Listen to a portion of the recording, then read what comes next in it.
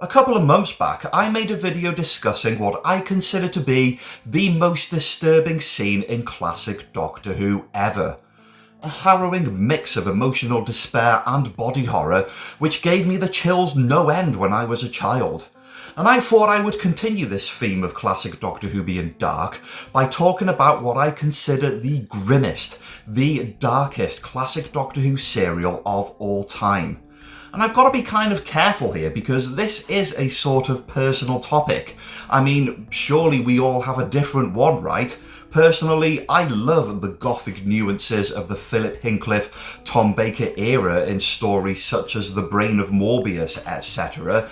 But maybe it traumatised you as a child so much that you never want to go back there. Maybe in the 80s you found the subtext of conservative tyranny in serials such as The Happiness Patrol so on point that it got you right in the feels. It's a very subjective topic, and my decision is also subjective, and so if you disagree with it, that is bang on the money, and I would like you to get in the comments and please tell me what you consider to be the grimmest, darkest Doctor Who classic serial of all time. For me, I have chosen the most shining example of an excessively violent, flagrant disregard for the sanctity of human life. That's right, I am talking about 1984's Resurrection of the Daleks. Resurrection of the Daleks was a Fifth Doctor story written by Eric Soward, your man behind Earthshock. And in my own personal way of grouping classic Doctor Who stories together, I consider this to be the opening chapter in the 80s Dalek R trilogy, i.e. Resurrection of the Daleks, Revelation of the Daleks, and Remembrance of the Daleks. And these three stories were kind of different to the stories that came before them when it comes to Daleks, because there was a bit more of a three-dimensional portrayal. There was a lot of civil war and infighting, some of which I covered in a recent video as well. I would even go as far as to say that you could, in essence, completely remove the Doctor and his companions out of these stories and you would still have quite a lot of bit for the narrative to chomp on. Now, I don't consider Resurrection of the Daleks to be the best out of this trilogy. It is by no means perfect, for reasons which I will get to in just a moment, but it does have the highest number of people dying via Doctor Who. The body count is literally insane. It's absurd. Pretty much everybody in this story dies, and that's a lot of people. It is a sheer bloodbath without the blood.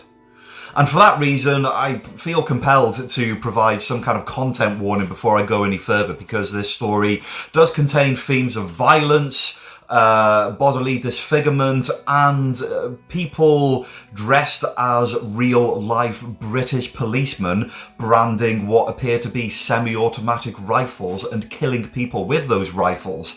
And if YouTube do watch this and want to demonetize me, let me assure you that they're not actual real policemen, even in the narrative fictional universe of Doctor Who, like that even matters. But you can find this on iPlayer and kids can watch it. So, yeah, just, it's fine. So this is a story that starts pretty much as it means to go on. It opens in the London docks. There is a poor bloke trying to enjoy a rollie, minding his own business, and then suddenly a bunch of people burst out through a warehouse door. They're all dressed in different costumes, and the fake policemen chase them and kill them all. Then they kill the old man, who did nothing to harm anyone. One of the policemen teleports back onto a ship. The only survivors of this opening massacre are Stein and Galloway proceeds to also get killed off camera only a few moments later. I don't really know. You see, this is one of the major problems with this story, in that it attempts to squash too many subplots and little storylines together, so some of them are just loose ends. I sort of think I know why these people were running away. I think they were going to be cloned. I think. One of the other major problems I have with this serial, while we're on the subject, is some of the acting. You've got a very extensive cast of characters here. You've got supporting characters, sub-supporting characters if you like, and a whole load of extras. And I guess it's the extras that kind of bug me the most. I don't want to dunk on extras in classic Doctor Who when they probably didn't have the acting training that some of the larger names had. You know, if they were just paid to stand around on the day, then fine. But a lot of the time they're kind of standing in full view and just staring gormlessly into space, and these are supposed to be moments where they are meant to be emphasizing some form of anxiety at their current plight. I don't know, at least spray a bit of sweat on them, make them move about, make them look a little bit shocked. And when it comes to the actual action of them dying, which happens a lot, they sell the death by Dalek death ray about as well as a pig getting into bed.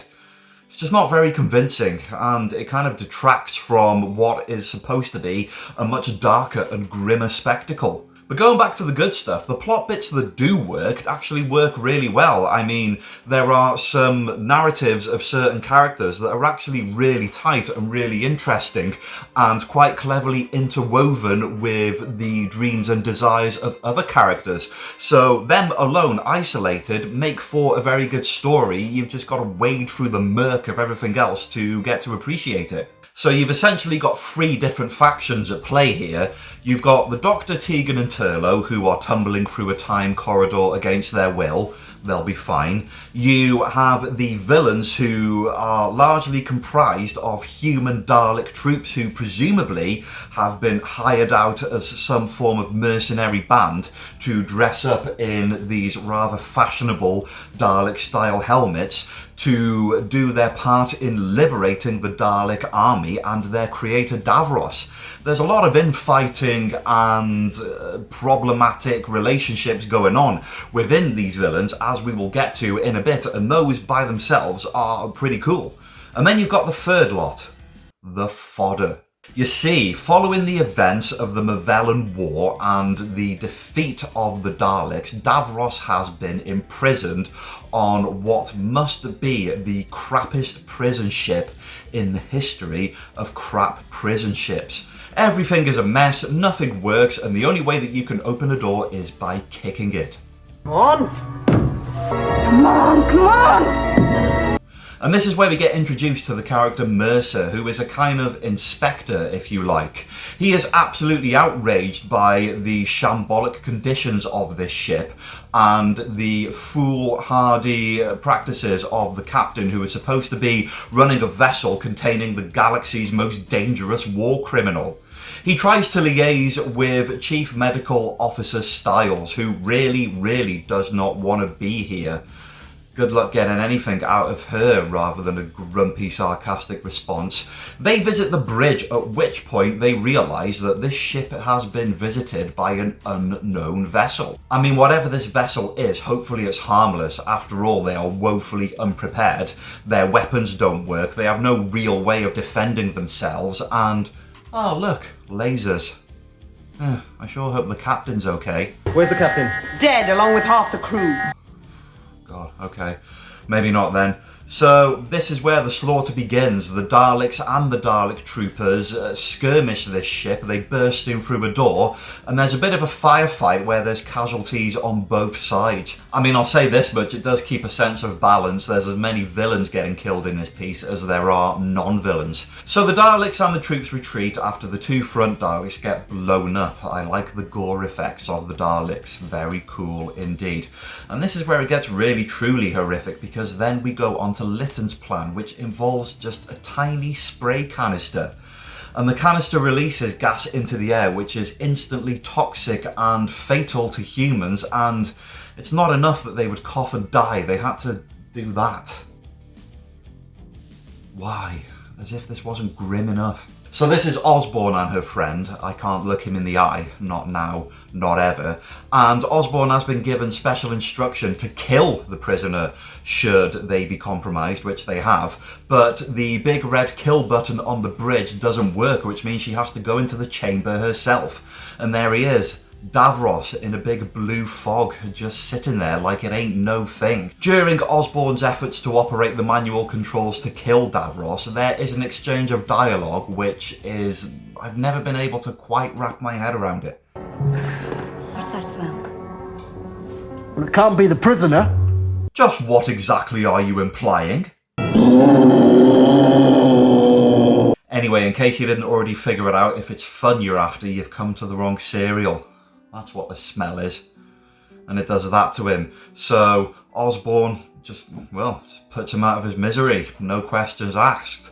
And then the Dalek troopers come in and kill her too, and then the Daleks rumble the bridge and kill all the crew on the bridge, and we are almost at the end of the first 25-minute episode of this serial, and the body count is already ridiculously high. I mean, the amount of people that have died in this story so far probably equate to the quantity that you might see an entire serial elsewhere. And the efficiency with which characters are killed off is quite diabolical. With a simple laser effect on one line of dialogue, the captain and half the crew are offed. And don't worry, we are just getting started. So Davros is released. Well done, Lytton. Lytton, I find in himself quite an interesting character. So he returns once more in a later story, Attack of the Cybermen with Colin Baker, and I do believe there is also some expanded media talking about his backstory as a mercenary. Eventually, there is woven in a kind of redemptive arc to this character, but in the meantime, you just don't have to think about it. As far as this singular serial, Resurrection of the Daleks, is concerned, he is simply an evil git. Nobody really knows what brought him around to this plan of releasing Davros. Presumably he is here just for the money. He is cold-hearted, argumentative, seemingly cares about nobody but himself, and his ego is colossal. He squares off against Daleks and Davros and all the rest and insists on getting his own way most of the time. When he has to compromise against Davros's wishes, he is very begrudging about it, and he's just a really cool villain, I think. Look at him. What a bastard. So Lytton explains to Davros that the Daleks lost the Mavellan War, and now the Daleks need Davros to create a cure for the Mavellan virus, which is wiping out Daleks left, right and centre. To the Daleks, this is an impossible task, but to Davros, he's just like, oh yeah, so I'll just genetically remodify the Daleks if I have to. Easy. So, on his own terms, he demands a laboratory, not the one that's been prepared for him, but the one that is on the prison ship. And it is there that he proceeds to recruit his own secret army. He's got this strange little needle that he pulls out of his Dalek chair, and he zaps people in the neck with it, and after this, those people are compelled to do nobody else's bidding but Davros himself. And a lot of people look at the character Stein and think, oh yeah, that's him from The Likely Lads, but even more striking is this guy here, who, as most people know, is Dirty Den from EastEnders. Now, I never watched EastEnders, so it kind of flips around for me. If I happen to see a clip of EastEnders from the 80s and I see that character, I look at him and I go, oh yeah, it's that guy that gave Davros a rather interesting tickle. Then the Mavellans found the answer. Sorry, sir. No, you're not. So let's find out what's happening on Earth. So the Doctor, Turlough and Tegan got pulled down a time corridor into a warehouse, and this was all part of the Daleks' plan. The Supreme Dalek, alongside an operation of rescuing Davros, has also decided to trap and snare the Doctor. And it later emerges that the reason why he's doing this is that he can clone the Doctor and his companions so they can go to Gallifrey and assassinate the High Council. Maybe some kind of precursor move to a war between the Daleks and Time Lords. I doubt it will catch on. But this is a very grandiose plan. I mean, is it really wise to try and pull this operation together alongside the other arduous task of rescuing Davros to save the entire Dalek race? Maybe the Supreme Dalek is possibly biting off more than he can chew here. But here we are. The Doctor is in the warehouse and he meets a bomb disposal squad. They are 4 soldiers that have been hired to investigate some strange capsules that are in the warehouse. It's basically the Mavellan virus. And these 4 soldiers, they are like Unit but less fun. We don't even know what happens to Unit in this story. I mean, if this was the Brigadier and Sergeant Benton or even Captain Yates, we would at least have a small chance of some more characters getting out of here alive, but no, we're stuck with these guys. And a Dalek turns up and there you go. One's gone already. I mean, I'll give them this much, they're better shots than Unit. They get the Dalek right in the eyepiece, and as a sort of vengeance act for killing one of their soldiers, they push him out of a window and he explodes. Cool. So after this small battle, they take stock of their situation. Tegan is injured, so she spends quite a long time under a blanket, and it just gives the supporting characters an opportunity to have a warm cup of tea and a nice casual conversation. How's your friend? Upstairs. He's dead. So two of the soldiers sort of have personality, and you've also got Laird, who's the kind of resident medic. The third soldier, on the other hand, he is simply here to get attacked by the Dalek in its raw form. There he is getting attacked, and this happens to him not once, but twice. I told you it had gone. Second time it happens to him, his brain just gives up on him and he goes for a wander. And it all goes downhill from there. At least the cat survives. Anyway, Turlo, he's aboard the spaceship, the silly boy. How did that happen? He's walking around hiding from people, and it's at this point you get introduced to the multitude of bodies that have just been scattered around. Soldiers, crew members, every scene that they go into, there's a little pile of them in the corner. And I've also got to give credit and a nervous nod of acknowledgement to the person on the makeup department who had enough of a sense of continuity to decide that the people who get disfigured by that gas go a bit mouldy after a while. After a great deal more running and hiding, Turlo bumps into Mercer, Styles and the other survivors, who, to be fair, are getting their own back. Every time they run into a bunch of Dalek troopers, they are the ones doing the killing, which is only fair, I suppose. It is Styles' decision to operate the self-destruct mechanism on this ship and just kill everybody, seeing as the story's going in that direction anyway. For a time, this story focuses on them operating the controls to the self-destruct and also Davros and his growing army. Not only is he recruited other scientists and troops, but he now has 2 Daleks on his side. He has made the decision not to resurrect the current Dalek army, but to genetically create a new breed of Daleks who will serve his bidding and his bidding alone. Which in essence is a kind of precursor to the Dalek Civil War that we will see more of in Revelation and Remembrance. And the Doctor boards of Stein attempting to rescue Turlo, and this is where you get the big bombshell that Stein is actually a clone of Stein who has been programmed to do the Daleks' bidding. Oh dear. And we are currently halfway through into the story, and it actually seems like nobody's been killed for a while. So there's the 4 bodies of the soldiers. There's clones of the soldiers now. That poor fella tried to fight 4 Daleks on his own. That was never going to go well. The clone soldiers are even more joyless and boring than the originals. Laird is onto them because the sergeant's gun has returned to his belt, not because the dead one is suddenly alive again. She and Tegan try to execute this cunning ruse whereby they put loads of canisters under the blankets to make it look like Tegan is sleeping, whereas she has actually run out into the street.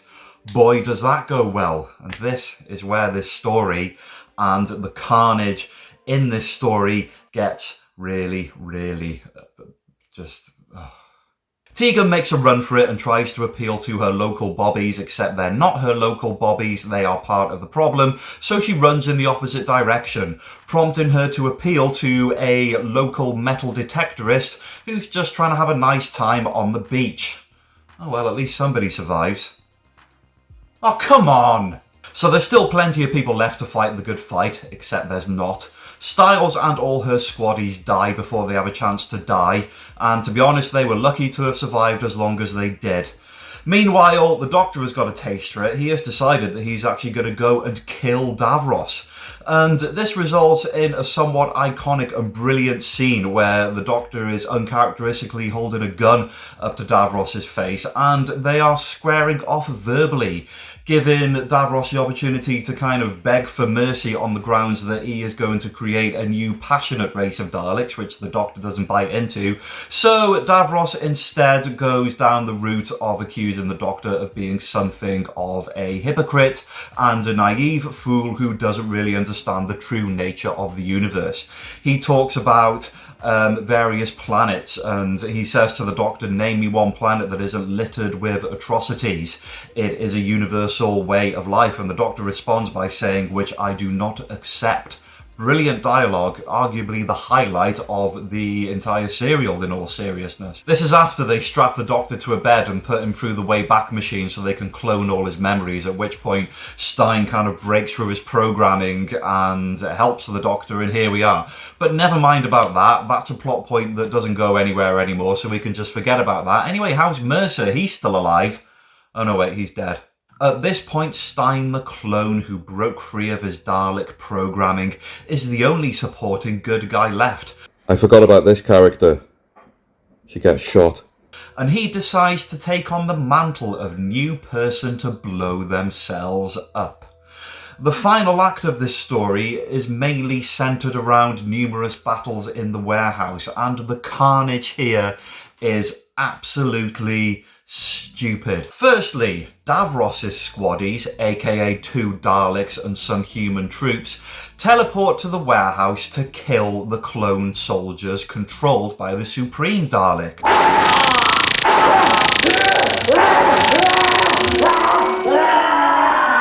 If only they were that charismatic in life.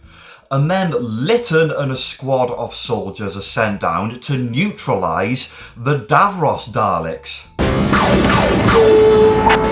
And then the Supreme Dalek sends down more Daleks to kill basically everyone. They have lost their trust in Lytton and the Dalek troops and everything that isn't a purebred Supreme Dalek. This results in some rather entertaining conversation between different factions of Daleks before, you guessed it, they blow themselves up. It is a massacre of ludicrous proportions where you can't even tell who's killing who anymore, only that everybody is being killed. And to exacerbate matters even further, you got the Doctor chucking bombs and dispensing canisters of Dalek viruses, causing Daleks to blow up and in some cases squirt a kind of white fluid, which means they're dying, and Davros is doing the same on the Dalek ship. In case you've forgotten about Dalek, he's got canisters too and he's bashing them against the ground and the Daleks are melting, and that's a cool effect. But guess what? Davros is sort of a Dalek too, as it turns out, so he's essentially dead, except he's not, but for the purposes of this story he kind of is. Look at him there, even Davros. As a kind of not very bright silver lining, Lytton and one of his colleagues escape. As a kind of not very bright silver lining, Lytton escapes on his own to rub his policeman's helmet and go undercover with 2 other policemen who are presumably clones and, to be fair, actually survive the story. Who knows what happens to them, only that the Doctor explains at the end of this adventure that the clones sort of go mad. So, yeah, not really a good ending for them. And hopefully for all of his faults, Lytton goes on to greener pastures. But surely there must have been some other survivors off camera here, maybe some people that escaped in the ship, or, you know, you got the Supreme Daleks still, maybe some other Daleks, you got Stein, and yeah, blown up, all of them, everything, everyone blown up. And just to round off the carnage, 2 Daleks moaning and dying, and there you go, the end. Everybody dead, and you okay, Tegan? What's wrong? You kind of look like you're not enjoying this anymore.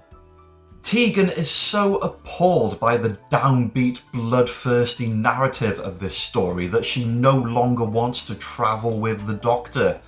And this is goodbye Tegan. You know, it's cited that her primary reason for leaving is she is disgusted by the increasing violence in her adventures. And she won't turn up in TV Doctor Who again until the Power of the Doctor, where, in all fairness, she is wielding a very large machine gun. But here we are, and just to cement the overall tone of Resurrection of the Daleks, that is the final frame. There you go, that's it.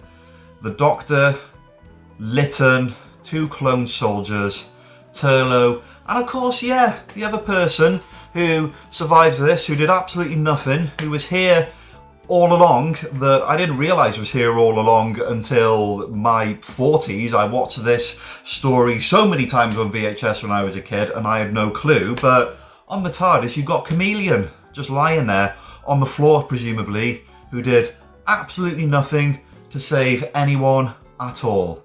Well done, Chameleon. Thanks very much for that. So what did we learn, distinguished followers? I don't think we learned anything at all. Does killing off every single supporting character make for a great Doctor Who story? Not necessarily.